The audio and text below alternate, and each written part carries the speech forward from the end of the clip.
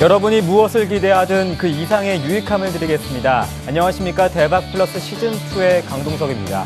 코스피가 이틀 연속 하락 마감했습니다. 뉴욕 증시가 혼조를 보인 것이 또 삼성전자가 이틀 연속 하락한 것이 투자 심리를 좀 꺾었는데요. 외국인의 돌아선 변심, 하지만 연기금을 중심으로 한 기관의 매수세로 심리적 지지선인 1900선은 지켜준 하루였습니다. 대박플러스 시즌2 오늘 함께해 주실 분부터 소개해드리겠습니다. 많이 기다리셨습니다. 샘플러스 이상로 전문위원과 함께합니다. 안녕하십니까? 네, 반갑습니다. 네, 먼저 참여 방법부터 소개해드리겠습니다. 무료 문자 열어두고 있겠습니다. 013-3366-0110번으로 관심 있으신 종목, 또 AS에 대한 종목, 또 강의에 대한 궁금하신 점 보내주시면 저희가 소개해드리고요. 홈페이지 열려 있습니다. 서울경제TV 대박플러스 시즌2 시청자 게시판에 글을 남겨주시면 저희 샘플러스 멘토들의 친절한 답변까지 받아가실 수 있습니다. 또한 강의 자료 함께 올리고 있는데요. 주식 공부 혼자 하지 마시고 강의 자료와 함께 높은 수익률을 위해서 꼼꼼하게 공부하시길 바라겠습니다. 이상로 전문위원의 알찬 강의 들어볼 수 있는 대박플러스 시즌2 본격적으로 출발해 보겠습니다.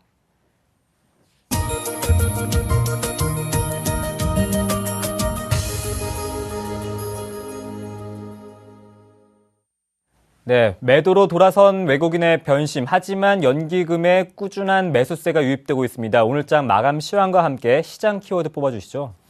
네, 맞습니다. 오늘 시장에 어떻게 보내셨는지 잘 모르겠는데, 오늘 시장의 키워드 딱 한마디로 요약해 본다면, 일단 창과 방패라는 그런 생각이 좀 들었습니다. 일단 창은 우리가 알다시피 외국인이 되겠고요. 거기에 대해서 방패 역할을 했던 거는 바로 연기금이 되겠죠. 연기금의 우리가 매매 패턴을 한번 살펴보실 필요가 있겠는 게, 연기금의 매매 패턴 같은 경우에 최근 들어서 1900포인트죠. 1900포인트 하방에서는 여전히 강한 그리고 적극적인 매수세를 유지를 한다는 거죠. 연기금이 어느 정도는 방어는 해주는 그런 모습은 나타났었지만, 여기에서 외국인의 매도세, 강력한 창합에서는 오늘은 무릎을 꿇을 수밖에 없는 시장의 분위기였습니다. 그만큼 투신권에서도 어느 정도 매수세가 유입이 됐는데, 투신의 매수세는 좀 더 소극적이지 않았나, 그렇게 좀 보시는 게 좋을 것 같고요. 그렇게 봤을 때 연기금의 지금 계속적인 매수세 자체는 우리나라 시장을 그래도 지지를 해주겠다는 그런 의미를 좀 더 해석을 하셔야 될 것 같고, 연기금이 이렇게 매수를 하는 것은 바로 코스트 에버리지 효과라고 하죠. 그만큼 시장을 길게 봤을 때는 지금은 하단 부근이다. 그래서 내일은 또다시 더 빠질 수도 있습니다. 하지만 중요한 것은 우리가 길게 보고 넓게 봤을 때는 올해 안에 중에서 지금 1900포인트는 하단권이라고 생각을 하고 어느 정도 코스트 에버리지 효과가 나타나는 부분이 아닌가, 그렇게 좀 보시는 게 좀 좋을 것 같고요. 외국인의 매매 패턴 중에 오늘 정기전 접종에서 강한 매도세가 나타났습니다. 그만큼 삼성전자에 대한 매도세가 강력하게 나왔다고 보시면 좋겠고요. 삼성전자 주가 잠시 한번 좀 살펴보면서 좀 가도록 할게요. 삼성전자 한번 살펴볼게요. 삼성전자가 다시 한 번 더 이 125만 원 선까지 또 내려왔습니다. 어느 정도는 지금 이중 바닥이라고 좀 보시는 것도 좀 괜찮을 것 같고, 내일 시장이 엄청나게 중요한 포인트구나라는 부분을 우리가 한 번 더 확인하실 필요가 있을 것 같아요. 삼성전자의 주가가 올라가기 위해서 가장 필요한 것은 바로 외국인의 매수세입니다. 일전에도 말씀을 드렸지만 삼성전자의 주인은 바로 외국인이죠. 그래서 기관에 아무리 적극적인 매수세에도 불구하고 어차피 삼성전자 그리고 우리나라 정기전 접종을 올릴 수 있는 것은 바로 외국인이라는 거 다시 한번 기억을 하시고요. 연기금의 매매 패턴을 아까 전에 주목을 해보자, 그렇게 말씀을 드렸었는데, 연기금이 상반기, 하반기로 나눠서 본다면 상반기에는 경기 민감주에 대한 베팅을 상당히 많이 했습니다. 연기금의 지금까지의 어느 정도 집행 금액을 보면 87% 정도를 어느 정도 집행을 했다고 하더라고요. 그러면 후반기에는 연기금이 그렇게 많이 안 들어오겠구나, 이렇게 생각을 하실 수도 있겠지만, 바꿔서 생각을 한다면 전반기에 어느 정도의 포트폴리오를 구성했던 종목군들을 좀 더 교체를 하지 않을까 그렇게 좀 보는 시각이거든요. 그럼 그렇게 봤을 때 지금 경기 민감주 전차 군단에 몰려 있는 연기금의 금액 자체가 지금은 경기 순환주 형태로 좀 더 넘어갈 수 있다는 부분을 우리가 한 번 더 기억을 하시고요. 그래서 지금 바닥권의 움직임을 보이고 있던 경기 순환주를 좀 더 주목해서 보실 필요가 있지 않겠나. 그만큼 지금 전기전 접종을 올리기 위해서는 외국인이 중요하고 거기에 대해서 지금 바닥을 잡는 종목군들은 바로 경기 순환주라는 걸 다시 한 번 더 기억을 하시면 좀 좋을 것 같아요.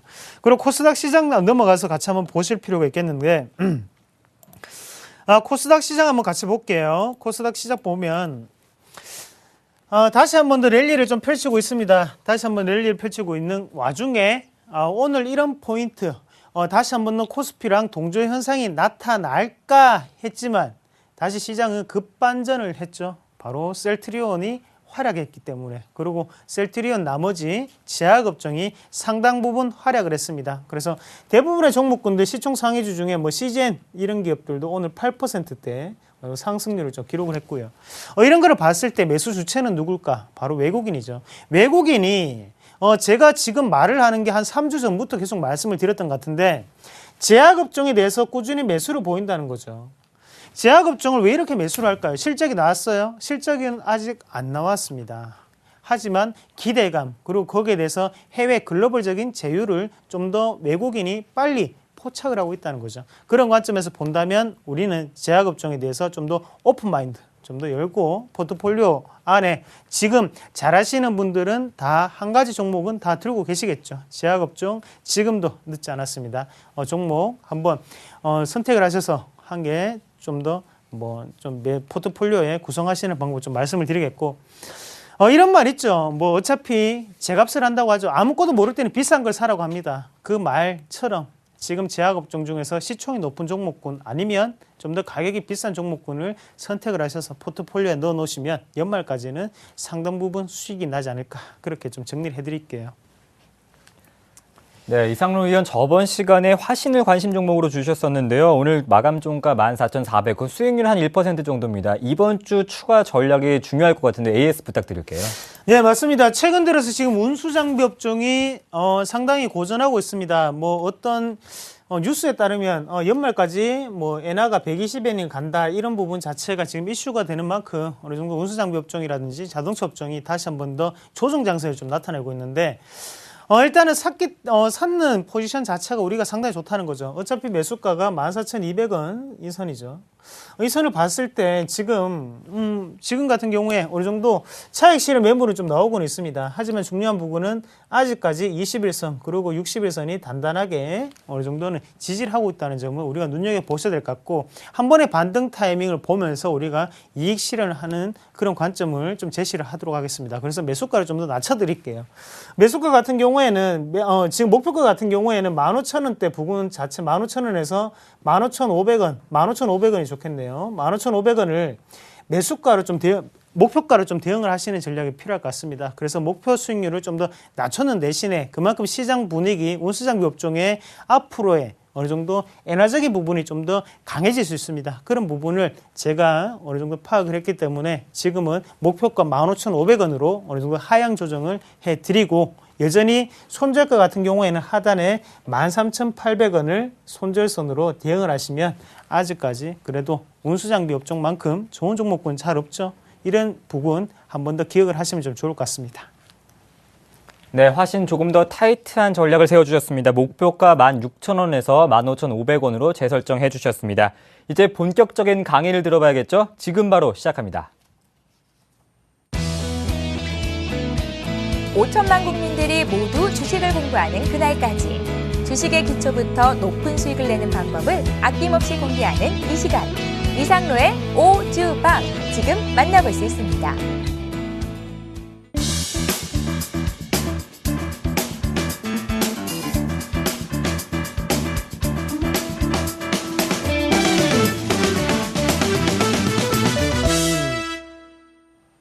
오늘 시간에도 관심 종목 한 종목 더 설정해 주신다고 하니까요. 끝까지 관심 부탁드리겠습니다. 오늘 강의 부탁드릴게요. 네, 맞습니다. 이상로의 오주방이죠. 네. 네, 5천만의 주식 공부방. 오늘은 최근 들어서 이슈가 되고 있는 스마트 그리드에 대해서 한번 알아보도록 하겠습니다. 스마트 그리드 말 그대로 지능형 전력망인데 과연 시청자분들 그리고 개인 투자자분들은 확실하게 알고 사시고 계십니까? 좀 더 스마트 그리드에 대해서 좀 더 자세하게 알아보면서 신정부 수혜 업종 바로 스마트 그리드 좀 더 면밀하게 살펴보도록 할게요. 최근 들어서 이슈가 되고 있는 게 어제 뉴스에도 좀 나오던데 전력난 자체가 좀 더 심화될 수 있다. 오늘은 비가 왔지만 다음 주부터는 어느 정도의 무더위가 찾아옴으로써 거기에 대해서 예비량보다도 더욱더 초과되는 그런 전력이 나올 수 있다. 그런 어느 정도의 뉴스를 봤습니다. 그만큼 최근 들어서 이슈가 될 수 있는 게 바로 스마트 그리드라고 좀 말씀을 드릴 수 있겠는데요. 여러 가지 종목군이 상당히 많죠. 거기에 대해서 지금은 우리가 좀 더 정부 정책 수혜 업종인 여기에 대해서 좀 더 면밀하게 좀 살펴보실 필요가 있을 것 같고요. 그래서 이런 종목군들 같은 경우에는 최근 글로벌적인 트렌드라고 말씀을 좀 드릴 수도 있겠죠. 그래서 우리나라 말고도 다른 여타의 선진국들, 미국이라든지 아니면 유럽, 일본, 중국 같은 총 9개국이 지금 스마트 그리드 관련 정부 정책 사업을 펼치고 있습니다. 그런 관점에서 봤을 때 우리나라의 스마트 그리드 사업 어디까지 올라왔으며 앞으로는 어떤 사업이 진행이 될 수 있을까? 거기에 대해서 좀 더 자세하게 알아볼 필요가 있겠고요. 말 그대로 단어 한번 풀이 한번 해볼게요. 스마트 그리드란 기존 전력망이죠. 기존 전력망에 어느 정도 정보 기술을 접목을 한다. 그래서 전력 공급자와 소비자 양방향으로 실시간 정보를 교환하고 거기에 대해서 에너지 효율을 최적화하는 차세대 지능형 전력망이다. 상당히 어려운 단어도 많고요. 거기에 대해서 이해가 안 되시는 분들 상당히 많으실 거예요. 쉽게 말씀을 좀 드릴게요. 쉽게 말씀드리면 예전에는 어느 정도 전력이 있으면 이 부분 자체가 소비자에게 일괄적으로 진행이 되는 방식이죠. 그래서 한 방향이라고 하면 지금은 여기에 대해서 이렇게 리드미컬하게 돌아갈 수 있다는 거죠. 그래서 소비자가 원할 때 쓸 수 있겠고 그리고 전력 같은 경우에도 어느 정도 과다 생산에 대한 부분을 줄일 수 있다는 게 가장 큰 장점이겠고요. 그런 관점에서 봤을 때는 현재 시점 같은 경우에 좀 더 우리가 전력 부족이라든지 이런 부분을 확실하게 해결할 수 있는 것은 바로 스마트 그리드다. 그렇게 좀 보시는 게 좀 좋을 것 같습니다. 그리고 다음 화면 보면서 추가적으로 좀 설명을 드리면 제가 말을 좀 더 쉽게 적어봤습니다. 바로 소비자는 전기요금이 쌀 때 전기를 쓸 수 있고 생산자는 전력 공급량을 탄력적으로 조절할 수 있어 이를 통한 에너지 효율 최적화가 가능하다. 이런 거죠. 쉽게 좀 말씀을 드리면요. 전기를 좀 많이 쓰는 게 뭐가 있을까요? 즉 가전제품 중에서 에어컨이 있겠죠? 에어컨. 네. 예, 에어컨을 제외하고요. 에어컨 제외하고 냉장고도 있을 거고요. 예, 맞습니다. 그 에어컨이나 아니면 냉장고라고 예를 치면 에어컨, 냉장고. 자, 그리고 세탁기도 있을 수 있겠고요. 이런 부분 많겠죠. 그러면 쉬운 거는 세탁기 같은 경우를 우리가 밤에 이용을 한다. 그러면 전기요금이 싼 때죠. 그러면 소비자가 그때 이용을 할 수 있겠고 거기에 대해서 생산자 입장에서는 전력을 어느 정도 야간에 어느 정도 과다 생산을 해놓고 난 다음에 그것을 맞춰서 조절해서 소비자에게 보낼 수 있다는 거죠. 그리고 거기에 대해서 소비자는 어느 정도는 선택을 해서 부족한 부분 그리고 어느 정도 과다되는 부분을 서로가 알 수 있는 그런 시스템이라고 좀 보시면 좀 좋을 것 같습니다. 그래서 그런 부분을 우리가 스마트 그리드라고 한다. 그렇게 좀 보시면 좀 좋을 것 같습니다. 개념이 다시 한번 나오고 있는데 말 그대로 기존 전력망이 있으면 거기에 대해서 어느 정도 ICT 기술을 융합을 해서 거기에 발전, 송배전, 수용가 거기에 대해 어느 정도는 순환을 하는 그런 모습이다. 그렇게 좀 보시면 좋을 것 같아요. 예전의 방식 같은 경우에는 일방적인 방식이었다면 지금은 쌍방향이라는 게 이 점이 가장 틀린 점이겠죠. 그 부분을 좀 더 기억을 하시면 좀 좋을 것 같습니다. 자, 특징이 나오고 있죠. 그래서 이 부분을 우리가 한번 공부해 보도록 할게요. 어떻게 달라지길래 지금 스마트 그리드가 이렇게 이슈가 되고 최근 그리고 향후의 전망은 어떻게 될까? 이거 아셔야겠죠. 2010년 전력망 그리고 지금 2013년 스마트 그리드에 대해 어느 정도 다른 점을 좀 적어보면 일단은 통신적인 입장에서 보면 단방향이라고 말씀드렸죠. 그리고 비실시간이다. 그래서 정해진 대로 계속적으로 전력은 공급이 되고 있습니다. 그래서 부족하거나 아니면 생산돼 과다 생산 상관없이 공급이 된다는 얘기고요. 거기에 대해서 스마트 그리드 같은 경우 양방향 그리고 실시간으로 부족한지 아니면 초과 생산이 되었는지 그것을 파악을 할 수 있다는 거죠. 그래서 전력을 좀 더 효율적으로 사용할 수 있는 게 바로 스마트 그리드다. 그리고 소비자와의 소통이 제한된 범위 안에서 가능하지만 이것은 다양한 범위 내에서 우리가 확인을 하고 거기에 대해서 소통을 할 수 있는 개념이라는 걸 한번 기억을 하시고요. 그리고 운전 같은 경우에도 수동 감시라든지 아니면 정기적인 유지 보수가 들어간다면 지금 스마트 그리드 같은 경우에는 자동 감시라든지 아니면 상태 기반 유지 보수를 좀 뜻할 수 있겠고요. 그리고 발전 같은 경우에도 집중적으로 발전을 해서 돌린다면 거기에 대해서 집중식이라든지 아니면 분산 전원을 좀 더 뜻하는 그런 모습이 좀 나타날 수 있습니다. 그리고 다음 화면 보면 전력 제어라고 적혀 있는데요. 이 부분이 좀 더 중요하겠죠. 전력이 제어가 될 수 있기 때문에 여기에 대한 어느 정도 테마군이 형성이 될 수 있겠죠. 그래서 제한적이다. 대신 여기는 자동이고 광범위적으로 될 수 있다는 거. 그리고 복구 개념도 어느 정도 수동적이지만 이건 자가 복구가 가능하기 때문에 이런 점을 좀 더 알 수가 있습니다. 그리고 시스템 포톨로지라고 하는데 정해진 방향으로 전력 흐름이 간다면 네트워크라는 다양한 전력 흐름이 갈 수가 있다는 거죠. 이런 부분에서 ESS, 바로 전력 저장 장치가 사용될 수 있다는 거고요. 이런 부분을 좀 더 체크를 하시면 스마트 그리드 안에 또다시 ESS 전력 저장 장치가 좀 더 활성화될 수 있겠구나. 그리고 여기에 대한 개념을 좀 더 이해를 하시면 좀 더 도움이 되지 않을까. 그렇게 해서 한번 준비를 해봤고요. 다음 화면 보면 왜 이게 정부 정책 과제가 될 수 있었을까?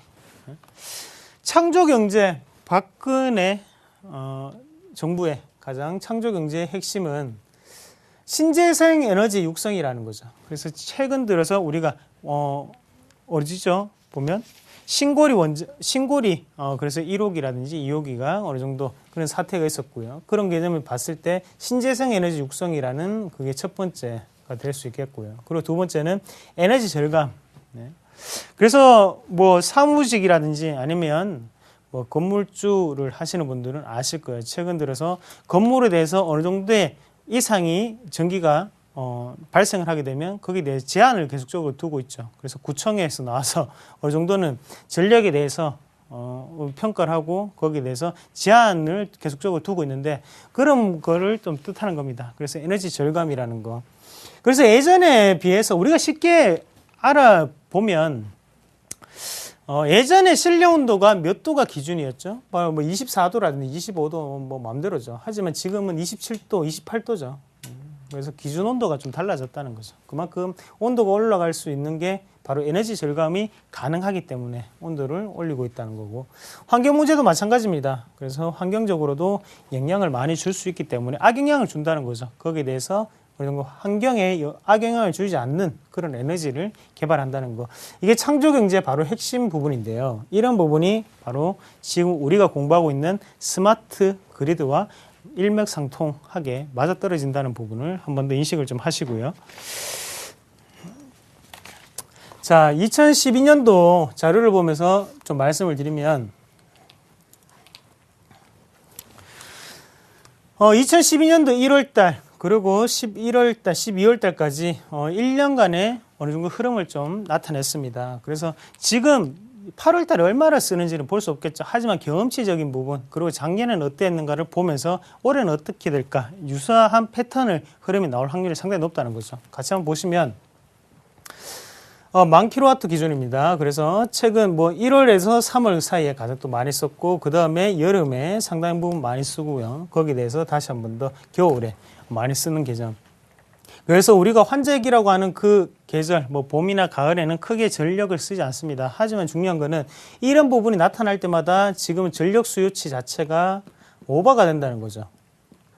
오버가 되기 때문에 이런 부분에서 지금은 전력에 대한 에너지 절감이 상당 부분 높아졌다고 좀 보시는 게 좀 좋을 것 같고, 다음 화면 같이 보시면 설비 용량과 공급 능력에 대한 예비율을 같이 한번 살펴보실 필요가 있겠는데, 공급 능력 예비율이라면 그리고 설비 용량 예비율이면 보시면 설비 용량 예비율은 무슨 말이냐면 설비를 했을 때 거기에 대해서 최대한 쓸 수 있는 양을 나타내는 거고요. 거기에 대해서 공급 능력은 공급이 되는 부분을 나타내는 거고요. 그렇게 본다면 어느 정도는 갈등이 좀 심화되는 그런 부분까지 올라오는 모습을 좀 더 보실 수가 있겠습니다. 그래서 그런 부분 한 번 더 기억을 하시고요.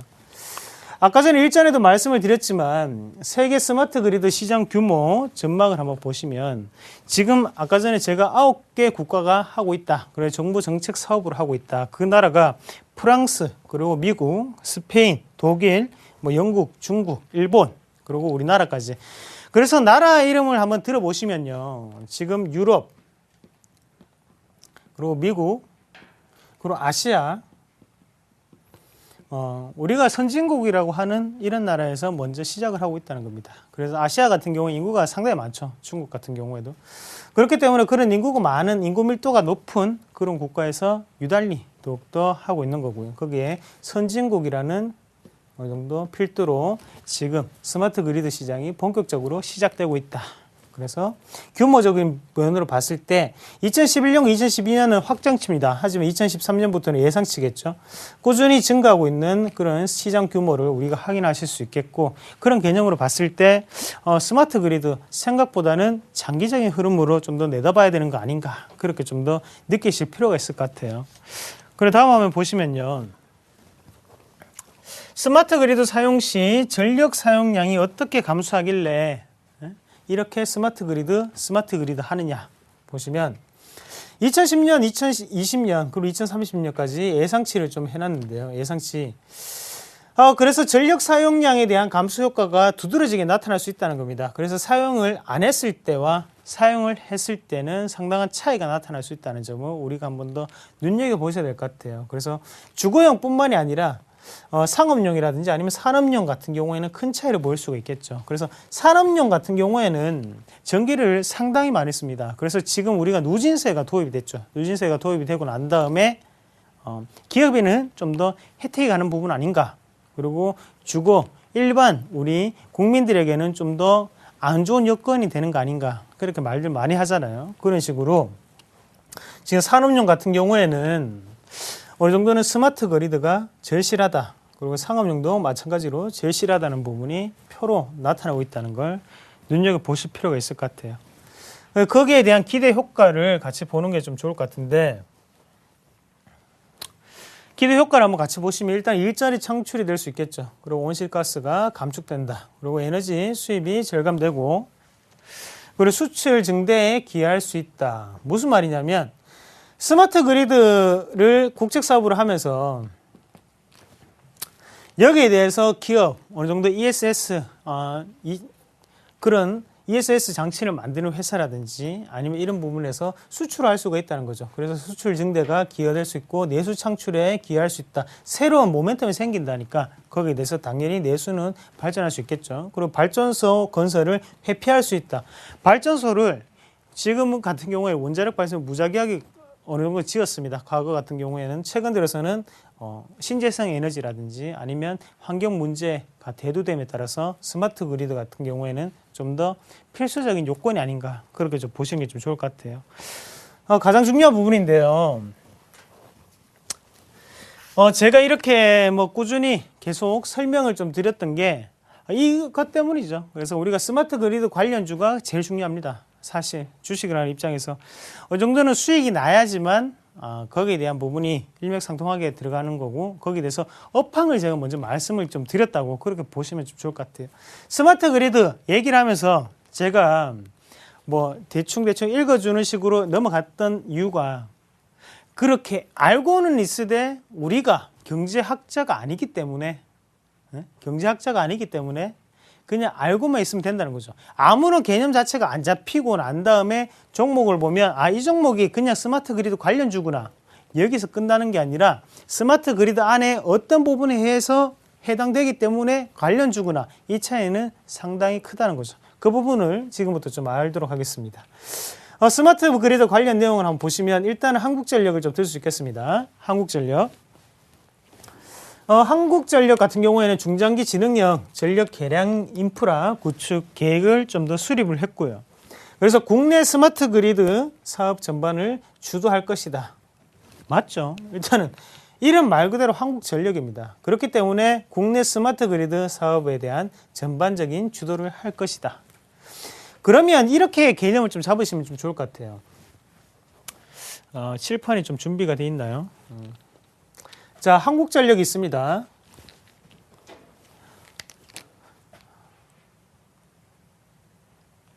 자, 한국전력이 있으면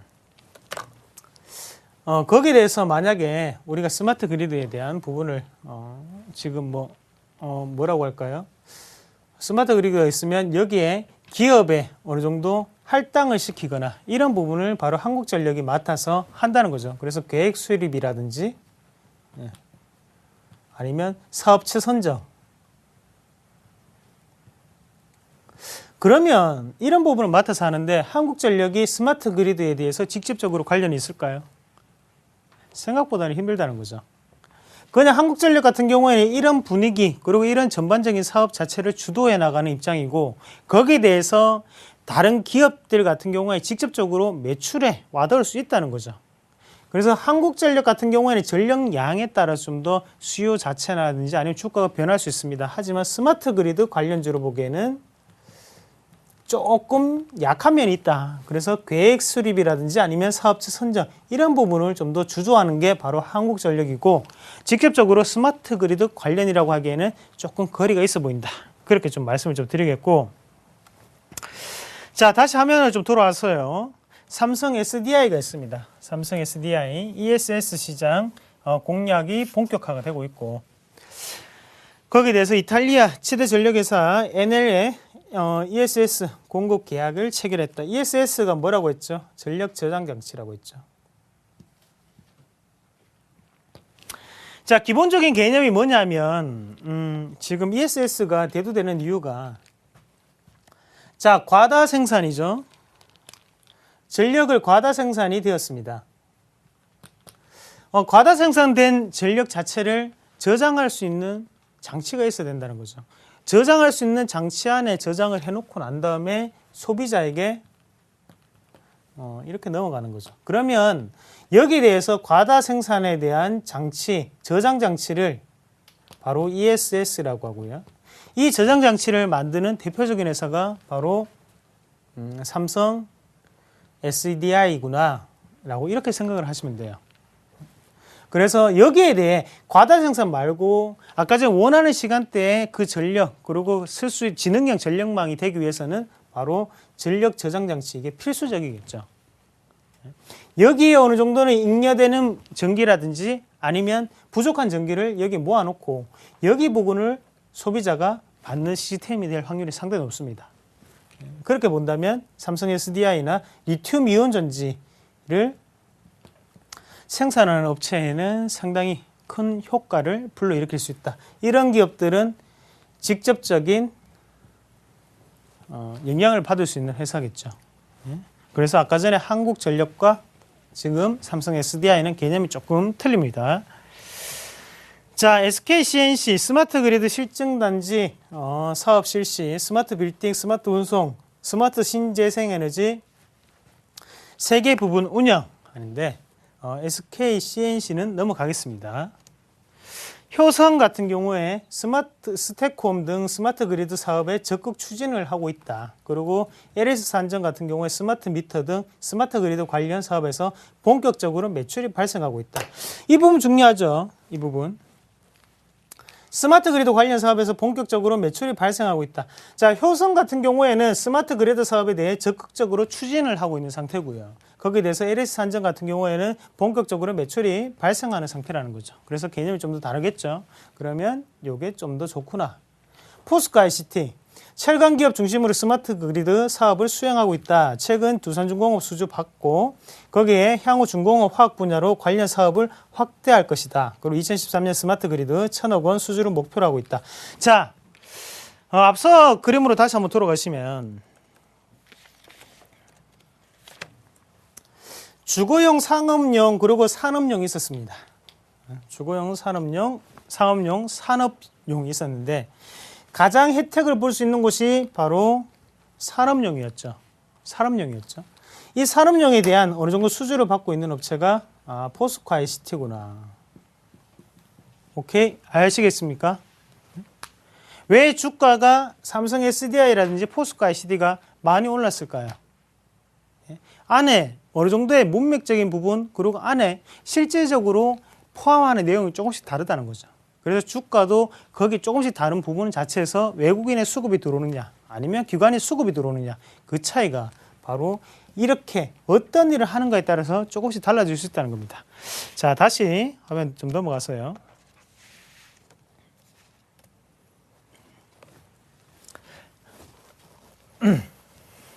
자, 포스코 ICT까지 말씀드렸고요. 자, PS텍 같은 경우에 한국전력이 향후 8년간 1조 7천억 원 투자해 지능형 전력 계량기를 보급하겠다. 그리고 디지털 전력 양계 생산으로 수혜가 전망된다. PS텍 같은 경우에는요. 최근 들어서 뭐죠? 그 텅스텐 전자인가요? 거기에 대한 관련된 뉴스가 이슈가 상당히 많았습니다. 하지만 지분 매각을 했다는 소식이 듣기면서 주가가 크게 하락을 했습니다. PS텍이 원래 하는 일을 좀 더 아셔야 돼요. 원래 하는 일은 뭐냐면 전력 계량기를 보급하는 업체거든요. 전력 계량기를 만드는 회사입니다. 하지만 실질적으로 매출에 포함되는 양이 극소수입니다. 전력 계량기를 최근 들어서 만듭니까? 아니죠. 보급할 필요가 없죠. 그만큼 기존의 시스템이 다 되어 있다는 거죠. 하지만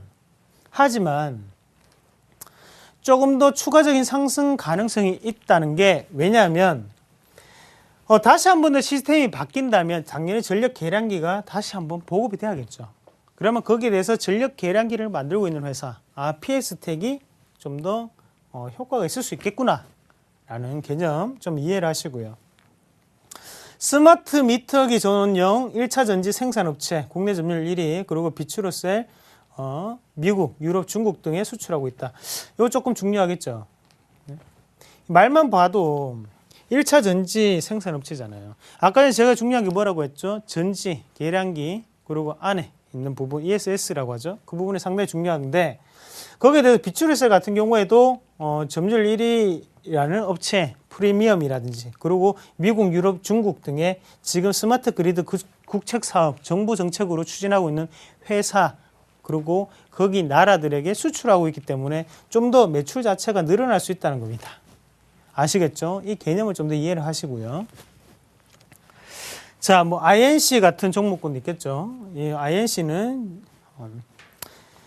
뭐 전력성 통신에 대한 모뎀을 사업 진출을 하는 건데 이런 거는 소모품 자체가 아니기 때문에 어느 정도 한정된 제한된 성장이 좀 더 보일 수 있겠고 누리텔레콤 제4통신으로 어느 정도는 이슈가 좀 됐던 종목군입니다. 무슨 통신 솔루션 전문 업체 소비자 측 스마트 그리드 원격 검침 인프라 사업에 주력하고 있다. 옴니 시스템 뭐 국내 최초로 디지털 전력 양계 원격 검침 시스템 개발 그리고 현재 시장 점유율 1위 조금 중요하겠죠. PS텍이나 아니면 지금 옴니 시스템 중요합니다. 뭐 이외에도 보시면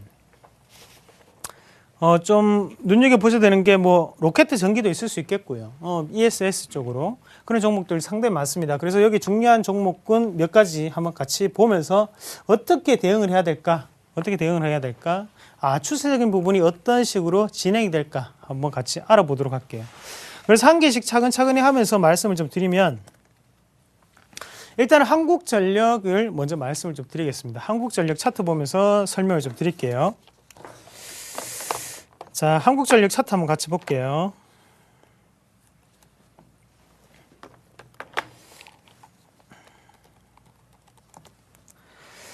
자, 한국전력 차트 한번 보시면 생각보다 스마트 그리드 이슈가 되는데도 불구하고 주가는 아직까지도 하방 영역에 치닫고 있습니다. 일단은 조정 양상을 좀 보인다는 측면으로 우리가 한번 보셔야 될 것 같고요. 하지만 직접적으로 스마트 그리드와는 어떻다고요? 관계가 크게는 없다. 그런 관점에서 봤을 때 주가 추이 자체는 좀 더 횡보를 할 확률이 높고요. 그래서 지금 일단은 이평선 자체, 60일선 자체가 벌써 어느 정도는 우하향 패턴을 나타내고 있습니다. 우하향이 진행이 되면서 거기에 대해서 지지를 받는 게 가장 안 좋은 패턴이라는 거죠. 그런 패턴이 나타나고 있기 때문에 우리가 조금은 조심하셔야 되고, 여기에서 지금 한국전력에 가장 필요한 거는 거래량 큰 급등이 좀 더 필요할 것 같습니다. 그래서 일단은 이평선 자체를 돌려야 되기 때문에 우리는 이런 종목군 같은 경우에 대응을 할 때는 급하게 매수할 필요는 전혀 없으시고요. 대신 지금 20일선보다는 하단으로 내려오는 60일선이 더욱더 중요한 역할을 하고 있습니다. 그 말은 무슨 말이냐면 60일선이 중요한 역할을 한다는 것은 장기적인 추세로 움직이는 종목군이라는 거, 거기서 힌트를 좀 더 얻으셔야 될 것 같고, 가격적인 이격 상태로 본다면 하단에 지금은 27,000원권이 지지가 되는지 여부를 파악을 하시는 게 더욱더 중요할 것 같아요. 그래서 27,000원 부분까지는 저는 좀 내려올 수 있다고 보고요. 그런 관점에서 봤을 때는 좀 더 기다리고 여유를 가지고 좀 매매하는 습관이 좀 필요하다. 한국전력은 아직까지는 배드다. 그래서 접근을 안 하셔도 된다. 지금은 27,000원 지지 여부 체크하시고요. 자, 다음 종목 한번 넘어가서 한번 또 볼게요. 삼성 SDI는 좀 이따 다시 하고, 포스코 ICT 한번 같이 볼게요. 포스코 ICT. 주가가 최근 들어서 상당히 크게 올라왔습니다. 포스코 ICT. 여러 가지 사업이 많이 접목되고 있습니다. LED 관련도 되고, 뭐, 많죠. 말이 많습니다. 그만큼,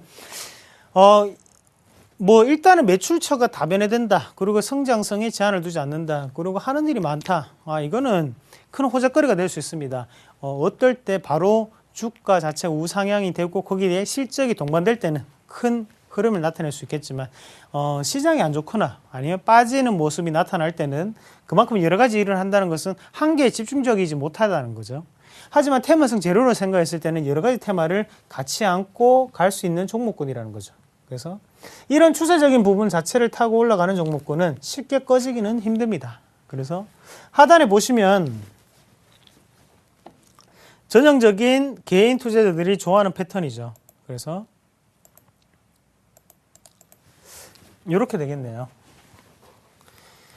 맥점을 좀 짚어보면요. 하단에 지금 8,300원대가 좀 맥점으로 좀 잡히고 있는데, 이 거래량 자체가 올리고 난 다음에 크게 올라가는 패턴입니다. 그래서 일단 박스권을 돌파하고 난 다음에 중요한 부분은 거래량이 어느 정도는 붙어 있다는 거죠. 거래량이 붙어 있다는 것은 쉽게 종목군이 이렇게 하락 추세로 바뀌기는 어렵고요. 하락 추세로 바뀌기는 어렵고, 이 상황에서 좀 더 추가적인 상승 기조로 이어가지 않겠나. 그래서 당분간의 조정은 나올 수 있겠지만 그 조정 자체가 짧게, 그리고 다시 한번 더 주가는 크게 올라갈 여지는 남아 있습니다. 그래서 우리가 주봉상으로 한번 같이 보시면, 자, 크게 보시면 지금 어떤 선이 가장 눈여겨보이세요? 여러 가지 선들이 한 개가 딱 보이죠. 자, 가장 큰 매물대를 돌파를 했습니다.